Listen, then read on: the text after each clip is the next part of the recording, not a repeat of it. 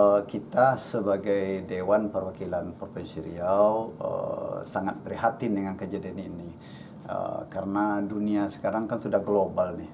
Walaupun berapa meja, 15 atau 20 meja kursi yang diangkat itu kan ini bagi saya kegiatan yang menampar muka kita Provinsi Riau. Negeri yang kaya seakan-akan ya tidak mampu membayar itu diambil alih oleh si vendor tadi atau si kontraktor pengadaan tadi gitu.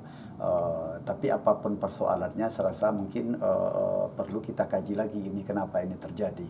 Kalau saya menengok juga amat lucu juga di media saya ikuti kejadian itu pengadaan barang jasanya 2018, penarikan terjadi di 2022. Tentu ini menjadi titik kritis bagi kita yang perlu kita kaji ini apa persoalan sebenarnya.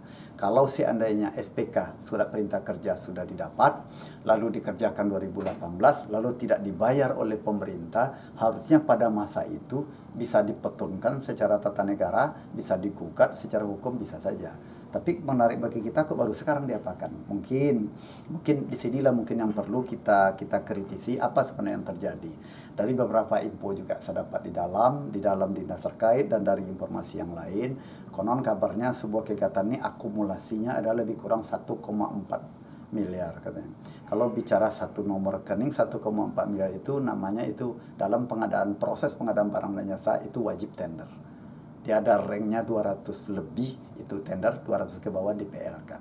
Konon kabarnya ada yang berkembang dari informasi orang dalam yang bisa saya dapatkan tadi itu bahwa yang 1,4 ini dipotong-potong menjadi 200 atau mendekati 200, tidak melebihi 200. Sehingga ini DPL kan diberikan kepada beberapa pengadaan barang dan jasa.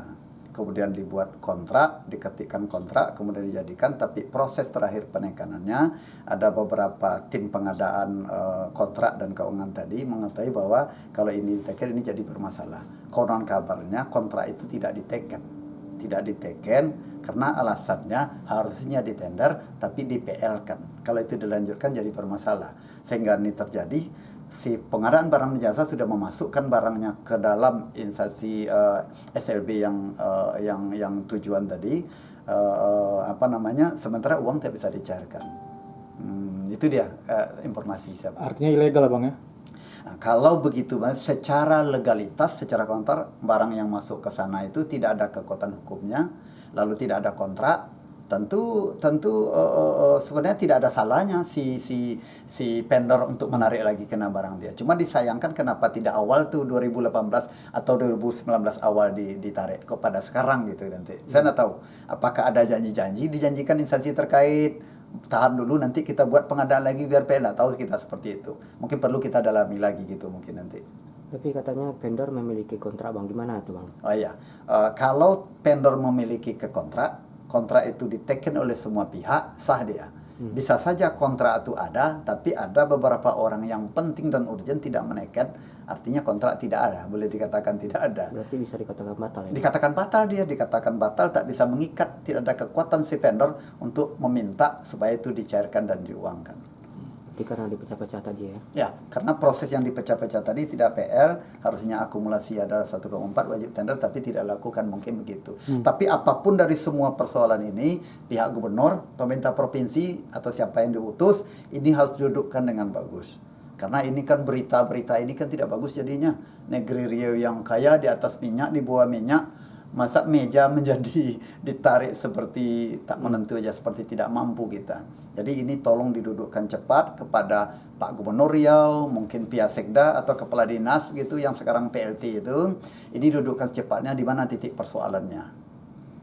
Itu dia. Lalu apa dampaknya ke sekolah nih Bang dengan peristiwa ini Bang? Oh iya, dampak ke sekolah saya rasa mungkin secara psikis itu tentu berdampak menurut saya. Kalau saya membayangkan sekolah SLB luar biasa ini, mereka adalah bukan kita menista mapakan itu nanti sekolah ini mungkin orang tunanetra, mungkin tunarungu, harusnya perlu dibelas kasihani gitu.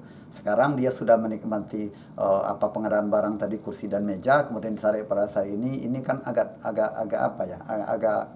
secara proses belajar juga terganggu, secara nanti psikisnya juga akan terganggu, berdampak selesai ini. Makanya ini harus cepat diselesaikan. Oke Bang. Izin Bang, nama